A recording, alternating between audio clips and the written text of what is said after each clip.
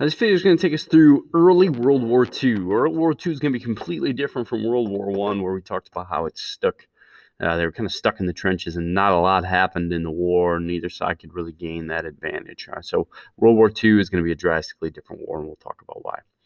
All right, so we left off in the last video with Poland falling to the Germans. All right, so and the Soviets. I remember they signed a non-aggression pact. They agreed to not fight each other, and in return, they'll divide Poland. All right. And so Hitler is going to unleash a new fighting tactic. It's going to be called Blitzkrieg. All right. It's literally translated as lightning war. All right, because he would use very fast-moving troops. He used a new innovation called the tank, the airplane. He used these to basically launch an all-out assault, a very fast, hard-hitting assault on their enemies, and they would get to them before they even realized what happened.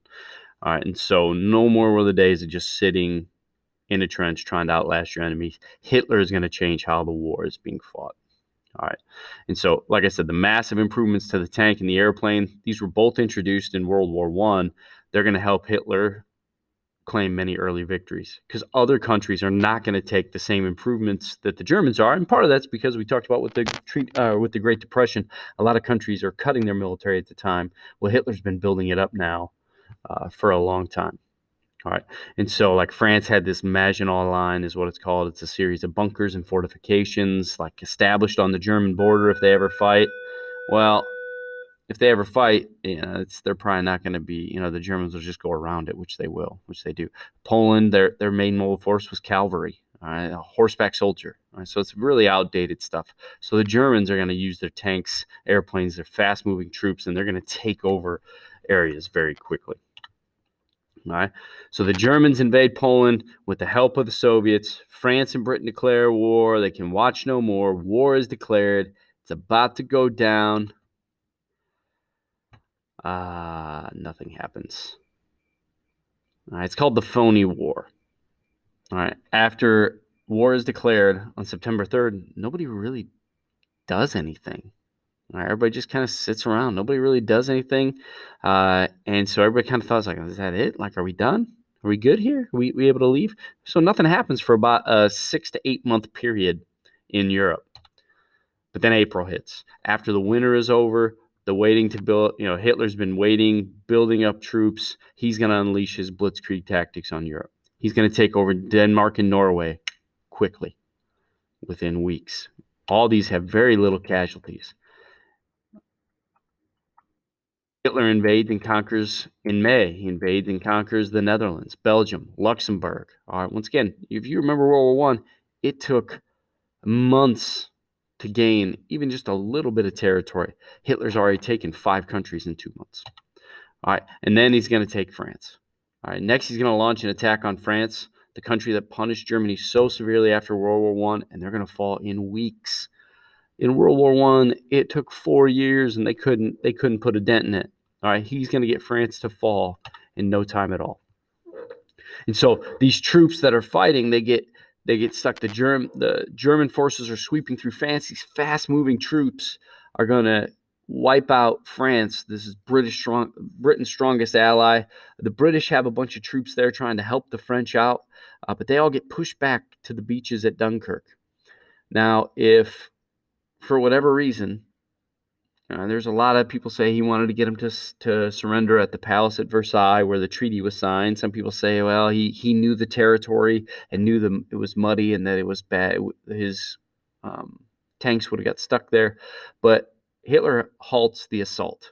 So these people are just stranded on the beach. All these soldiers are pinned to the English Channel. They got nowhere to go. They're just on the beach. 300,000 troops. This would have been a devastating loss if the Germans would have finished them off.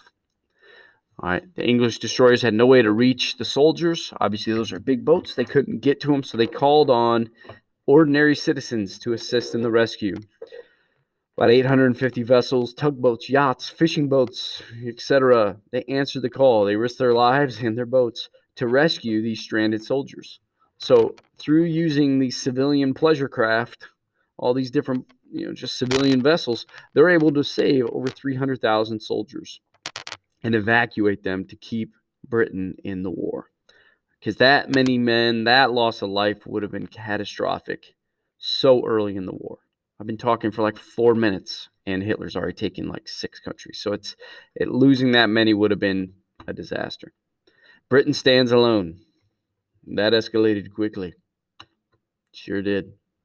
You can see almost immediately, within months, look at the control that Hitler has on Europe. He's got it.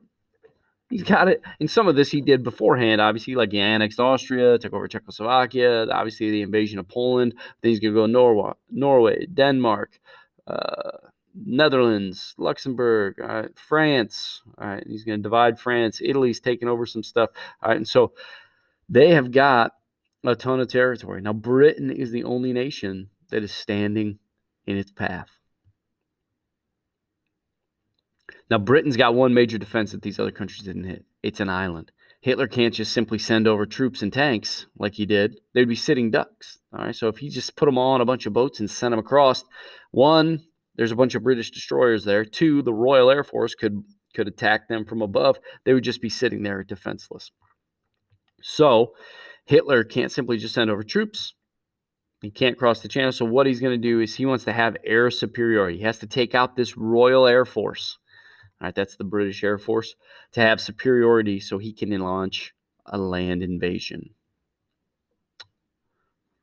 All right, the Luftwaffe, that's a funny name. That's just the German Air Force. So I'm going to say the Luftwaffe. That's the German Air Force. They began bombing airfields and vital industries, trying to eliminate the RAF, the Royal Air Force, that's British, to open up for a land invasion. From July to October of 1940, the Germans sent 1,000 planes a day to attack the RAF. The RAF adapted, made smaller, faster planes, which inflicted huge losses to the Germans. All right, and this is called the Battle of Britain, because if they don't win this battle, if the Royal Air Force is not able to withstand these attacks, Hitler can launch an all-out invasion of Great Britain, and then there would be no one in Hitler's way. So Britain is able to, this is the first time that Hitler is going to feel the sting of defeat. All of his victories have been so easy so far. And so the Royal Air Force is going to really save Britain during this time and keep them from being taken over by the Germans, at least initially. So Hitler has to change his tactics. Since he can't wipe out the Royal Air Force, he's got to change tactics. You can't beat them, bomb them. All right, the Blitz. With Germany unable to gain air superiority over the English Channel, Hitler decides to start launching bombing campaigns over civilian targets. So the logic is we can bomb them into submission. For 9 months, the Luftwaffe, remember that's German Air Force, repeated bombing raids on British towns, cities, in an attempt to bomb Britain into submission. And one night alone in London, which is just crazy to think about. A lot of times we don't think of this stuff, like we're actually putting it in context. This would be like a foreign country dropping 70,000 bombs on New York City. Like just the damage that would cause, the loss of life that would cause, because London is one of the world's biggest cities at this time. The devastation is enormous, but they never succeeded. They were trying to bomb them into submission, basically like get the people to want to surrender. Like enough is enough, we surrender, we give up. If anything, it strengthened the British resolve. It encouraged them to keep fighting. It had the opposite effect. And while the devastation was real, it had the opposite effect. It actually unified the country. It's like when we got attacked on September 11th. I know you guys weren't alive, but it was they were trying to promote fear and division in our country and to drive us apart and to scare us, but it really just brought the country even closer together when that happened. And so they tried to drive the British apart, damage their morale, but if anything, it strengthened their defiance and their resolve. All right, here's just some images from the Blitz.